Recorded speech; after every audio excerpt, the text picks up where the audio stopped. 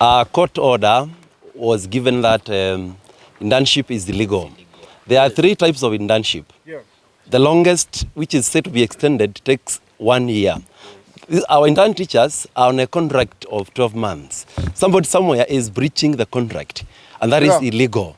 The employer and the government can be sued, because on what basis will the interns renew the contract?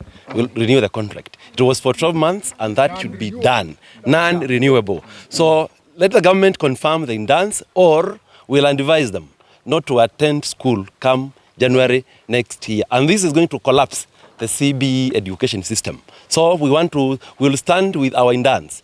Let the range and courage which they are doing, the demonstrations continue. Will not be labor to advise them to withhold labor come next year. We're in a democratic country where we need to have fair labor practices. So kindly our president ensure the interns are confirmed.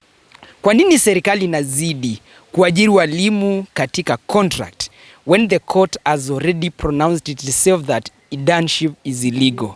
Tunataka tujue serikali yetu endapo inafuata sheria, endapo inaheshimu mahakama, na endapo inatilia maanani maslahi ya mwalimu.